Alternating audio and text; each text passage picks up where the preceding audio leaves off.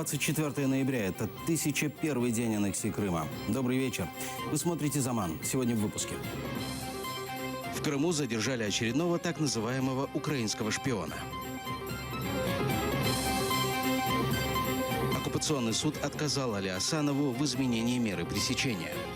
К сожалению, прокурор был против, как обычно. В Крым прибыла делегация из Турции. Мы хотим показать те указы нашего президента о реабилитации крымско-татарского народа. ФСБ в Севастополе задержала очередного так называемого украинского шпиона. Сотрудника штаба Черноморского флота Леонида Пархоменко подозревают в государственной измене. Капитан второго ранга в отставке якобы собирал секретные сведения в пользу Украины о деятельности Черноморского флота. Его могут приговорить к 20 годам заключения. Это уже второе задержание за неделю. В понедельник ФСБ Крыма сообщила о задержании двух так называемых украинских диверсантов, а 9 ноября задержали еще троих.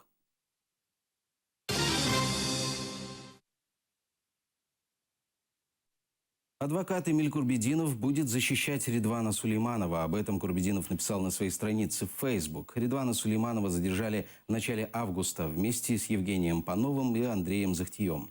Их обвиняют в подготовке теракта. После этого российские спецслужбы начали обвинять крымчан в шпионаже в пользу Украины и в подготовке терактов. Сулейманов жил в одном из сел Симферопольского района. После аннексии уехал в Запорожье.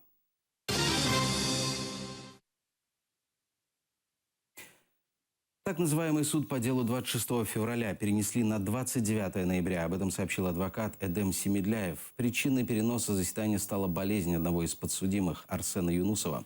В деле 26 февраля судят Эскендера и Мирвалиева, Мустафу Дегерменджи, Али Асанова, Эскендера Кантемирова и Арсена Юнусова. Они якобы организовали митинг под стенами Верховной Рады Крыма 26 февраля 2014 года. Адвокат Эдем Семедляев просил изменить Асанову меру пресечения, однако оккупационный суд отказал. К сожалению, прокурор был против, как обычно.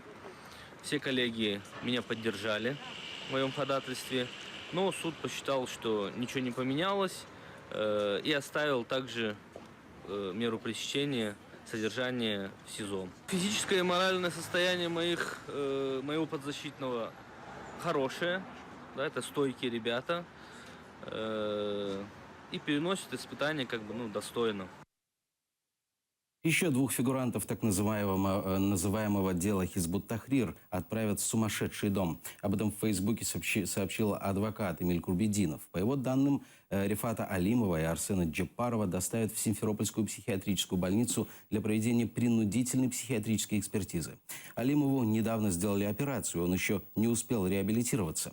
Это уже третий случай применения крымским татарам методов карательной психиатрии. Первым прошел принудительную экспертизу заместитель председателя Меджлиса Ильми Умеров. Вторым принудительно увезли в психиатрическую больницу Муслима Алиева. Все трое фигурантов так называемого дела Хизбут-Тахрир были задержаны в Краснокаменке в середине февраля этого года.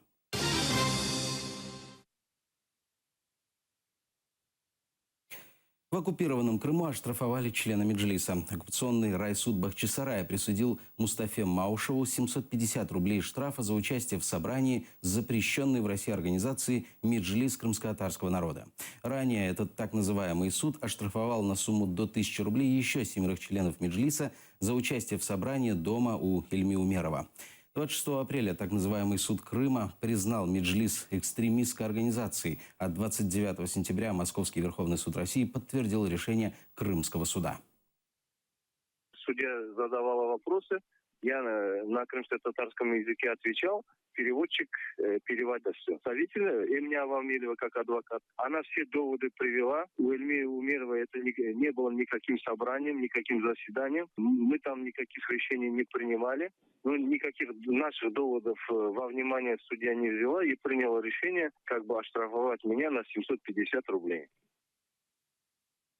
Кайсер Джемилев выйдет на свободу. Так считает его адвокат Николай Полозов, поскольку Джемилева-младшего признали гражданином Украины. То есть он не имеет права находиться на территории России после 26 ноября.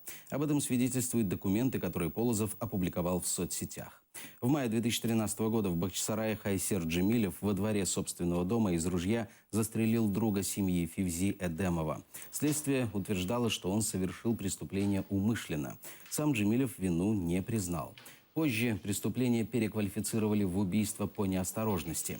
Европейский суд по правам человека потребовал от России экстрадиции Хайсера в Украину. Однако Россия не отреагировала. Решение будет принимать, безусловно, он сам и его семья. Завтра должно состояться его освобождение. Вместе с тем, по российским законам, он, как иностранный гражданин, он был признан в августе без каких-либо договоров гражданином Украины, не может находиться на территории Российской Федерации после освобождения. И в судебном решении содержится фраза, что он подлежит убытию. Иначе вряд ли он поедет в Крым. В Крыму он будет оставаться в опасности, ему будет угрожать также продолжение этой истории с желанием российских властей использовать его в качестве заложника. В Севастополе выберут губернатора на прямых выборах. Такое решение приняло Заксобрание оккупированного города. Так называемый губернатор будет избираться на 5 лет жителями Севастополя. Один и тот же человек не может занимать должность более 2 сроков подряд. Ранее в Севастополе выбирали российского губернатора из числа предложенных президентом Путиным.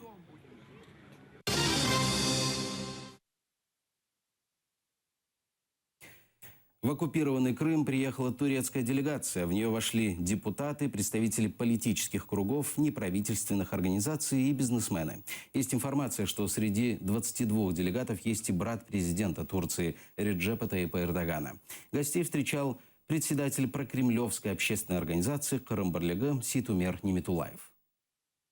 Мы хотим показать те указы нашего президента о реабилитации крымско-татарского народа, о государственном языке крымско-татарского языка, о том, сколько сегодня строится, сколько делается для того, чтобы мы созидали, жили в мире и дружбе. О соборной мечети, которую столько лет не строили, мы покажем нашим гостям, чтобы они это увидели. Очень рад сюда приехать, встретиться с нашими коллегами. Мы приехали посмотреть, проинвестировать именно те части региона, которым мы можем помочь, связаться с нашими коллегами и построить хорошие крепкие узы между турками и крымчанами. В планах делегации встретиться с лидерами крымских татар. Первый заместитель председателя Меджлиса Нариман Джилял рассказал, что с ним никто не связывался. Кого турки считают лидерами крымских татар, он не знает. Делегации, которых приглашают местные власти, их опекают, им подсовывают тех собеседников, в которых власть не сомневается в том, что они скажут, о том, что все прекрасно, никаких проблем нету, за исключением там каких-то мелких вопросов и так далее. Поэтому особого эффекта от этого я не вижу, по крайней мере, хотя хотелось бы ошибаться. Официальный статус турецкой делегации – это фейк российской пропаганды, заявил глава Меджлиса крымско-татарского народа Рифат Чубаров. В Крым, вопреки предупреждениям посла Турции, приехали бывшие чиновники, выяснили в Меджлисе. Турция никогда не признает российский статус Крыма, уверены в представительном органе крымских татар. В составе вот этой группы, которая грубо нарушила украинские законы и заехала в Крым, нет ни одного официального представителя официальных властей Турецкой Республики. Возглавляет эту группу некий Хасан Дженгиз, лицо совершенно до сих пор неизвестное, ну, скажем так, в турецких деловых и политических кругах. Но, видимо, иногда те кроты, которые существуют в тех или иных обществах с соответствующими разведками, они пробуждаются.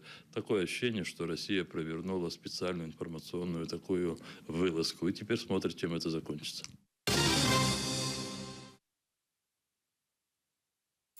Партия «Демократический альянс» включила создание Крымско-Татарской автономной республики в свою программу. За это проголосовало большинство делегатов партийного съезда, состоявшегося на прошлой неделе. В партии хотят изменить статус АРК в Конституции страны и там же признать крымских татар, караимов и крымчаков коренными народами Украины. В Меджлисе надеются, что Демальянс будет не одинок в этом стремлении. Стратегічний шлях щодо деокупації Криму. Бо ми ж боремося не за територію, ми боремося, по-перше, за право людей на самовизначення, право людей на їхнє врядування, на їхнє право голосу, на їхній вибір щодо того, як повинно розвиватися та територія, на якій вони проживають. Зараз ми повинні створити більшість в суспільстві і достатній тиск, аби політики ухвалили таке рішення і провели це рішення через парламент. Але якщо раптом цього не станеться, то вважаю, що ми повинні йти далі на парламентські вибори на наступні з цією установкою і реалізовувати це через новий парламент, якщо нинішньому це не вдасться. Я надеюсь, эта партия не останется одинокой в своей такой позиции. Контрольным моментом для тех или иных депутатов, которые себя связывают с разными партиями, будет голосование в Верховной Раде по проектам законов, и все-таки мы надеемся, состоится голосование по изменениям Конституции Украины тогда, когда оно будет внесено со стороны Конституционной комиссии.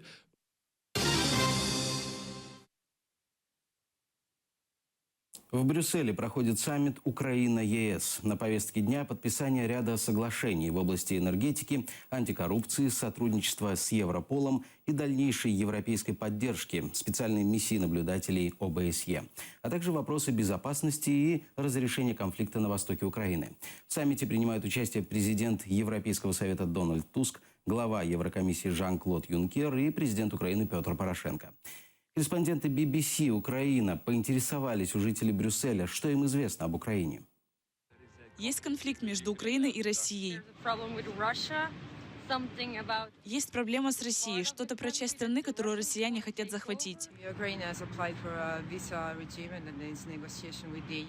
Украина подала заявку по поводу визового режима и ведет переговоры с ЕС. Я знаю, что переговоры продолжаются. Сложная ситуация из-за отношений с Россией. И после аннексии Крыма в 2014 году России ввели санкции.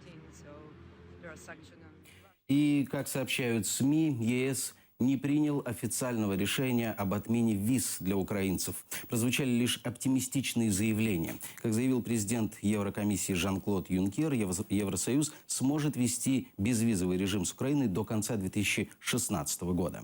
При этом признал трудности и противоречия в этом вопросе между некоторыми странами-членами ЕС и Европарламентом. Первый заместитель председателя Верховной Рады Ирина Геращенко охарактеризовала диалог Украина-ЕС как открытый и порой жесткий.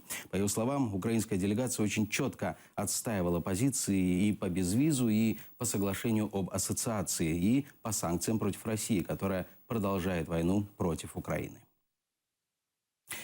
На этом пока все. После «Заман» смотрите «Майбутнє Крыму». Гости студии обсудят постановление Верховной Рады о методах, нацеленных на реализацию международно-правовой ответственности Российской Федерации как государства-агрессора. Хорошего вечера. Будьте с нами.